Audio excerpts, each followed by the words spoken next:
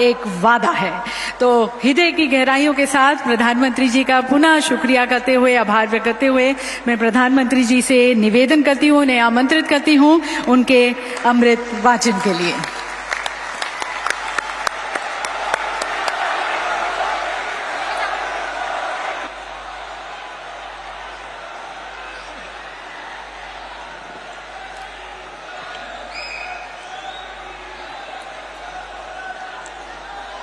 भारत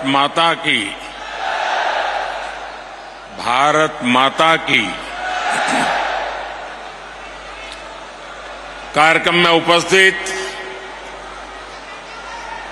मध्य प्रदेश के राज्यपाल श्रीमान मंगूभाई पटेल, मुख्यमंत्री श्रीमान शिवराज सिंह चौहान, केंद्रीय कैबिनेट के मेरे सहयोगी श्री वीरेंद्र खटीक जी, ज्योतिरादित्य सिंधिया जी, प्रहलाद पटेल जी, मध्य प्रदेश सरकार के मंत्रीगण, सभी सांसद, अलग अलग स्थानों से पधारे सभी पूज्य संतगण और विशाल संख्या में आए हुए मेरे प्यारे भाइयों और बहनों,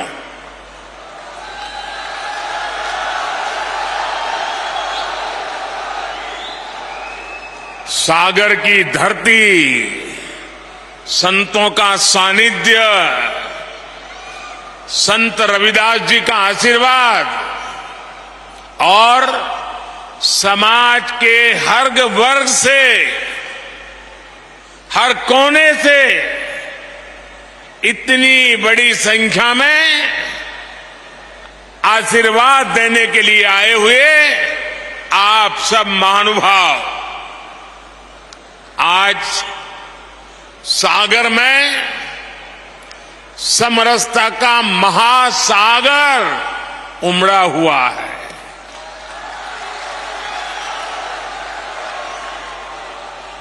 देश की इसी साझी संस्कृति को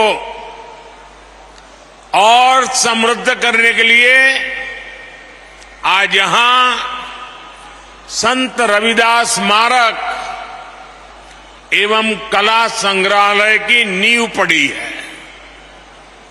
संतों की कृपा से कुछ देर पहले मुझे इस पवित्र स्मारक के भूमि पूजन का पुण्य अवसर मिला है और मैं काशी का सांसद हूं और इसलिए ये मेरे लिए दोहरी खुशी का अवसर है और पूज्य संत रविदास जी के आशीर्वाद से मैं विश्वास से कहता हूं कि आज मैंने शिलान्यास किया है, 1-1.5 साल के बाद मंदिर बन जाएगा तो लोकार्पण के लिए भी मैं जरूर आऊंगा। और संत रविदास जी मुझे यहां अगली बार आने का मौका देने ही वाले हैं। मुझे बनारस में संत रविदास जी की जन्मस्थली पर जाने का कई बार सौभाग्य मिला है और अब आज मैं यहां आप सबके सानिध्य में हूं। मैं आज सागर की इस धरती से संत शिरोमणि पूज्य रविदास जी के चरणों में नमन करता हूं, उन्हें प्रणाम करता हूं। भाइयों और बहनों, संत रविदास स्मारक एवं संग्रहालय में भव्यता भी होगी और दिव्यता भी होगी। ये दिव्यता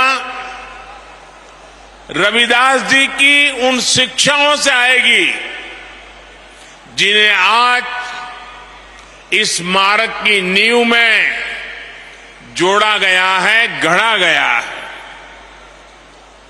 समरसता की भावना से ओतप्रोत 20,000 से ज्यादा गांवों की, 300 से ज्यादा नदियों की मिट्टी आज इस स्मारक का हिस्सा बनी है। एक मुट्ठी मिट्टी के साथ साथ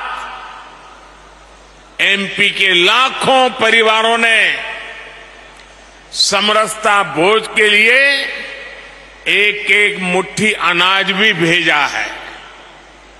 इसके लिए जो 5 समरसता यात्राएं चल रही थी, आज उनका भी सागर की धरती पर समागम हुआ है। और मैं मानता हूं कि ये समरसता यात्राएं यहां खत्म नहीं हुई हैं, बल्कि यहां से सामाजिक समरसता के एक नए युग की शुरुआत हुई है। मैं इस कार्य के लिए मध्य प्रदेश सरकार का अभिनंदन करता हूं, मुख्यमंत्री भाई शिवराज जी का अभिनंदन करता हूं और आप सभी को बधाई देता हूं। साथियों, प्रेरणा और प्रगति जब एक साथ जुड़ते हैं तो एक नए युग की नींव पड़ती है। आज हमारा देश, हमारा एमपी इसी ताकत के साथ आगे बढ़ रहा है।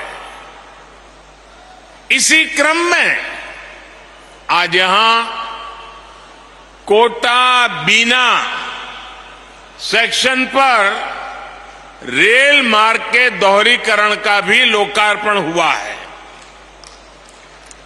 नेशनल हाईवे पर 2 महत्वपूर्ण मार्गों का शिलान्यास भी किया गया है। विकास के ये काम सागर और आसपास के लोगों को बेहतर सुविधा देंगे। इसके लिए मैं यहां के सभी भाई बहनों को बहुत बहुत शुभकामनाएं देता हूं। साथियों, संत रविदास स्मारक और संग्रहालय की ये नींव एक ऐसे समय में पड़ी है जब देश ने अपनी आजादी के 75 वर्ष पूरे किए हैं। अब अगले 25 वर्षों का अमृतकाल हमारे सामने है।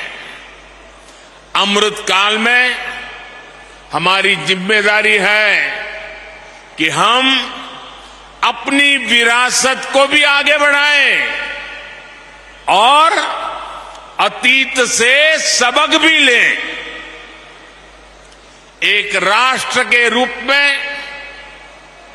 हमने हजारों वर्षों की यात्रा की है। इतने लंबे कालखंड में समाज में कुछ बुराइयां आना भी स्वाभाविक है।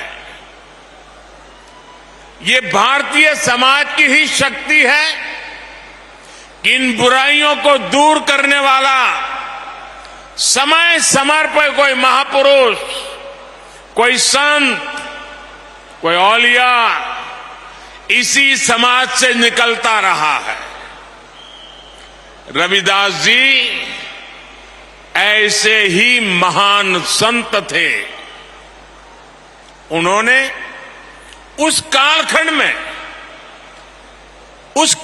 में जन्म लिया था जब देश पर मुगलों का शासन था। समाज अस्थिरता, उत्पीड़न और अत्याचार से जूझ रहा था। उस समय भी रविदास जी समाज को जागृत कर रहे थे, समाज को जगा रहे थे।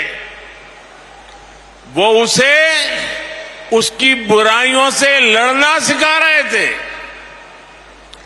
संत रविदास जी ने कहा था, जात पात के फेर मही, जात पात के फेर मही, उर्जी रही सब लोग, मनुष्यता को खात हुई, रैदास जात कर रोग।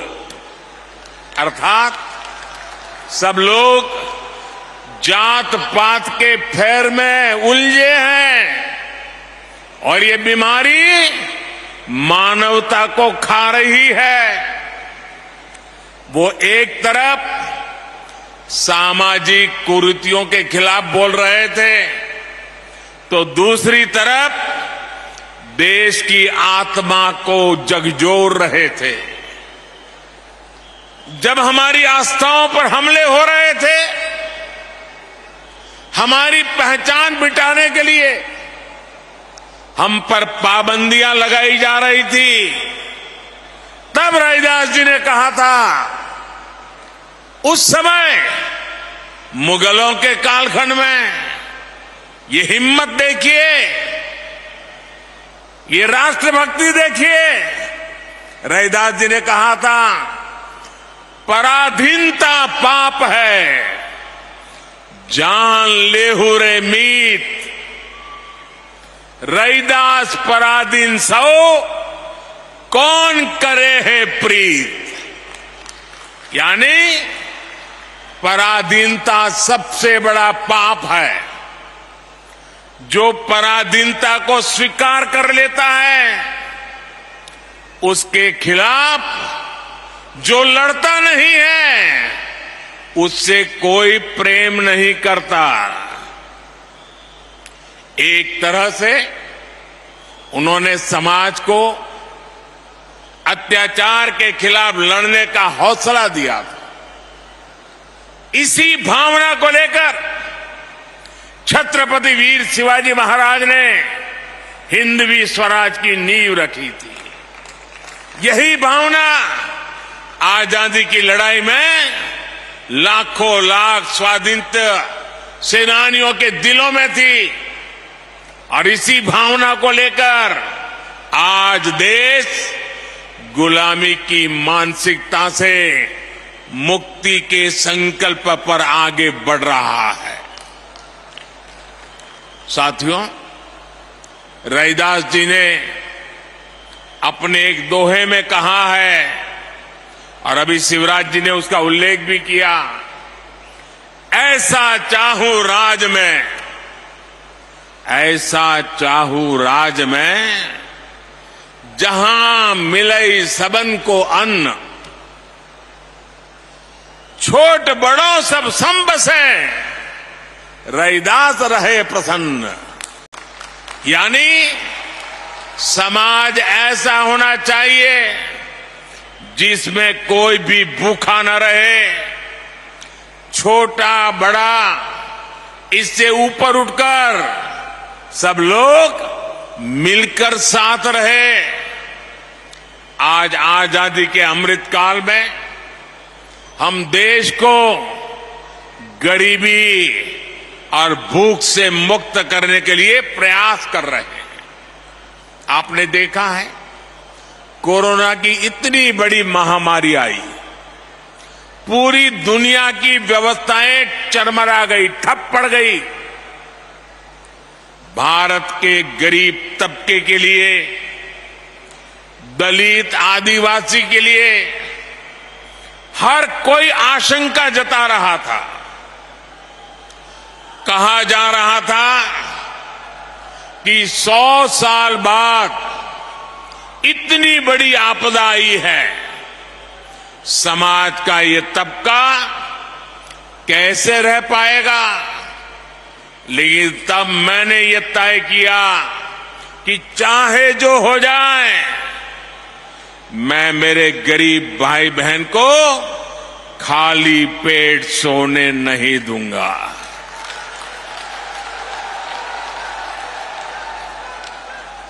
दोस्तों, मैं भली भांति जानता हूं कि भूखे रहने की तकलीफ क्या होती है।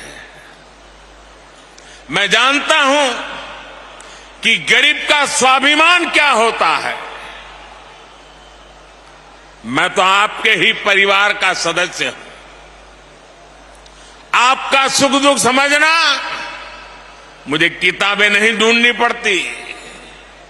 इसलिए हमने प्रधानमंत्री गरीब कल्याण अन्न योजना शुरू की। 80 करोड़ से ज्यादा लोगों को मुफ्त राशन सुनिश्चित किया। और आज देखिए, हमारे इन प्रयासों की तारीफ पूरी दुनिया में हो रही है।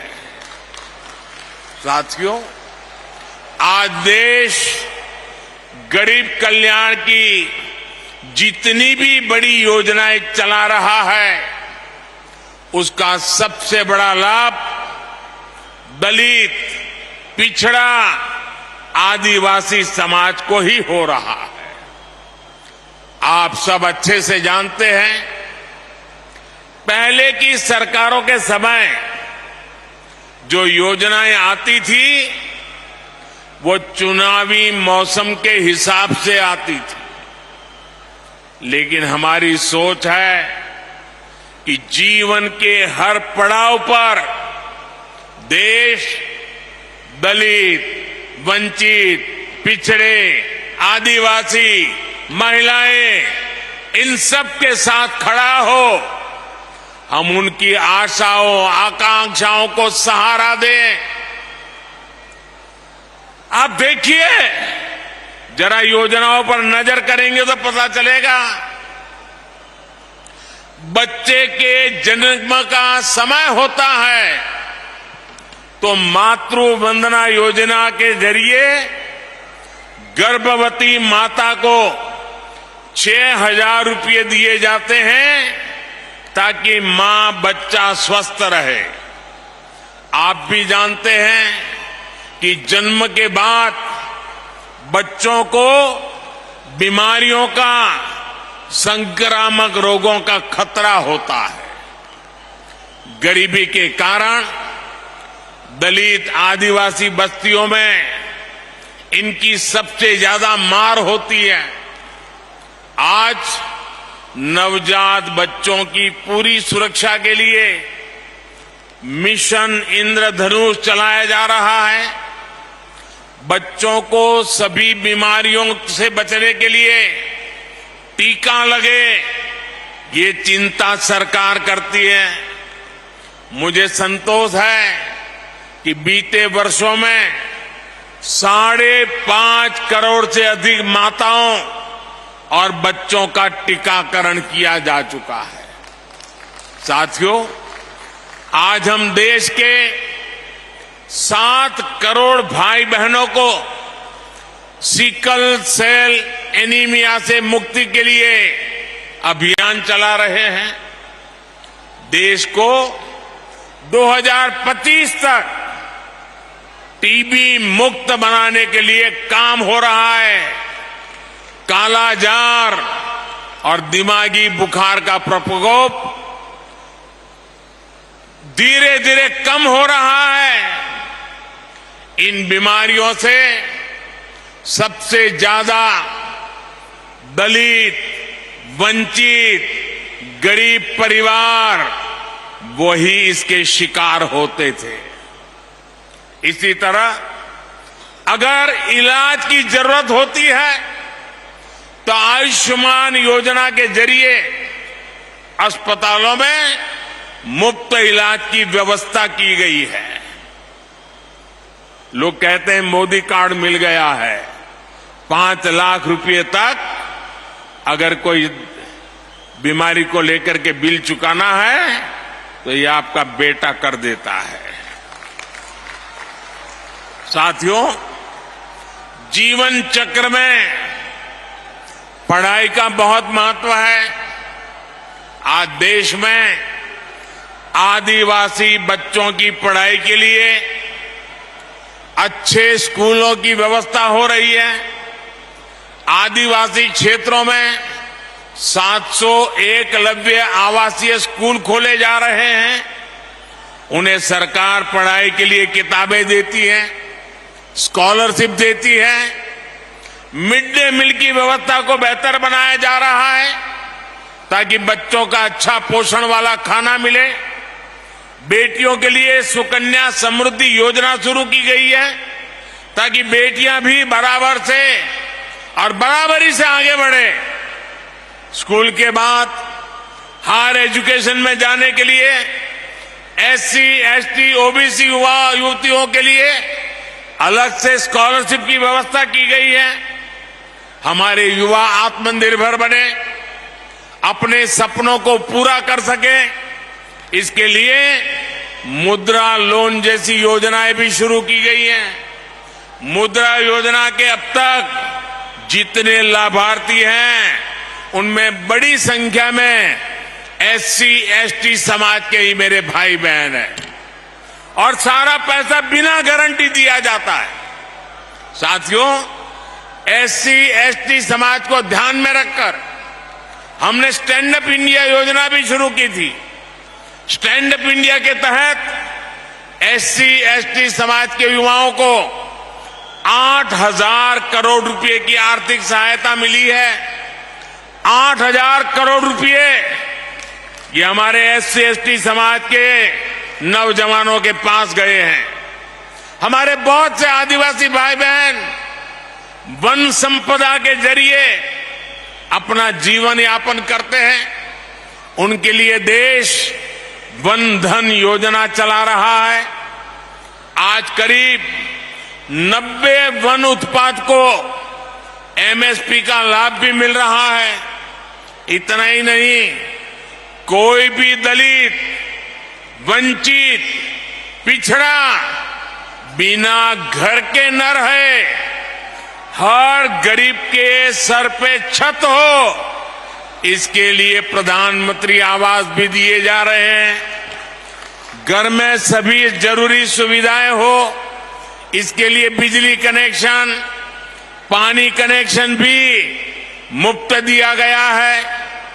इसका परिणाम है कि एसटी, एसटी समाज के लोग आज अपने पैरों पर खड़े हो रहे हैं। उन्हें बराबरी के साथ समाज में सही स्थान मिल रहा है। साथियों, सागर एक ऐसा जिला है जिसके नाम में तो सागर है ही, इसकी एक पहचान 400 एकड़ की लाखा बंजारा झील से भी होती है। इस धरती से लाखा बंजारा जैसे वीर का नाम जुड़ा है। लाखा बंजारा ने इतने वर्ष पहले पानी की अहमियत को समझा था, लेकिन जिन लोगों ने दशकों तक देश में सरकारें चलाई, उन्होंने गरीबों को पीने का पानी पहुंचाने की जरूरत भी नहीं समझी। ये काम भी जल जीवन मिशन के जरिए हमारी सरकार जोरों पर कर रही है। आज दलित बस्तियों में, पिछड़े इलाकों में, आदिवासी क्षेत्रों में पाइप से पानी पहुंच रहा है।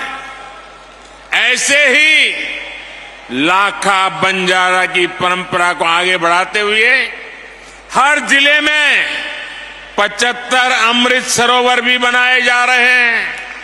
ये सरोवर आजादी की भावना का प्रतीक बनेंगे, सामाजिक समरसता का केंद्र बनेंगे। साथियों, आज देश का दलित हो, वंचित हो, पिछड़ा हो, आदिवासी हो, हमारी सरकार उन्हें उचित सम्मान दे रही है, नए अवसर दे रही है। न इस समाज के लोग कमजोर है, न इनका इतिहास कमजोर है। एक से एक महान विभूतियां समाज के इन वर्गों से निकल कर आई हैं। उन्होंने राष्ट्र के निर्माण में असाधारण भूमिका निभाई है। इसलिए आज देश इनकी विरासत को भी गर्व के साथ सहेज रहा है। बनारस में संत रविदास जी की जन्मस्थली पर मंदिर का सौंदर्यीकरण किया गया। मुझे खुद उस कार्यक्रम में जाने का सौभाग्य मिला। यहां भोपाल के गोविंदपुरा में जो ग्लोबल स्किल पार्क बन रहा है, उसका नाम भी